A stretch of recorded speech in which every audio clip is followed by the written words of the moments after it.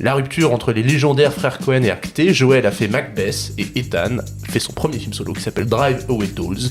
Alors Coen ensemble, c'est très bien, mais Coen en solo, qu'est-ce que ça vaut ?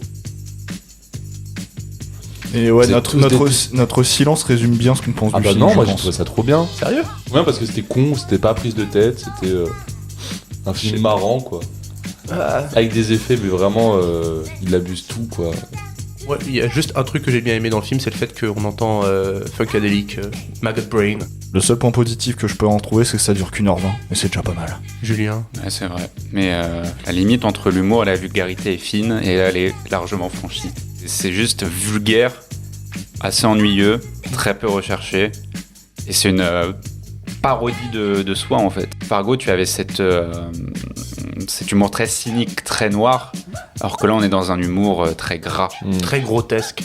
Mais il y a, effectivement, tu sens bien que c'est du Coen parce que l'idée même des Coen, enfin de Fargo en tout cas, mais même de Big Lebowski ou tout ça, c'est que t'as une histoire principale, mais les personnages passent leur temps à parler d'autres choses.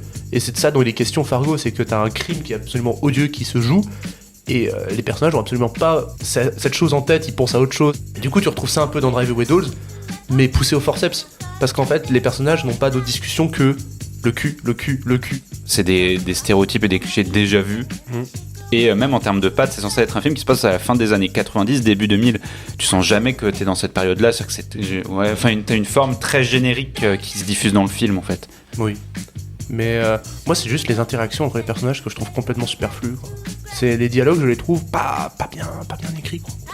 Et ça aide pas les actrices, hein, qui sans doute elles donnent le meilleur d'elles-mêmes, mais vraiment les interactions entre les deux actrices principales, je trouve ça toujours extrêmement superflu et vain. Non mais il y a beaucoup, j'ai l'impression qu'il y a beaucoup de gens qui se plaignent du fait que ce soit réalisé par un homme et que du coup qu'il y a du male gaze. Je suis désolé, le problème c'est pas le male gaze, c'est que ce soit un mauvais film tout court, hein. Moi juste le problème que j'ai avec le film, c'est que je trouve que les choix artistiques sont de mauvais goût. Enfin, on n'a pas à remettre en question les qualités de réalisateur et d'écriture de Coen, quoi, parce que Non, je pense qu'il a voulu faire un film de mauvais goût. Moi, ça a marché sur moi en tout cas. moi je trouve ça dommage, quoi. Je me dis putain, quoi, le gars il a projeté 70 balais. Il a peut-être fait un nanar, mais il en a fait un navet, hein.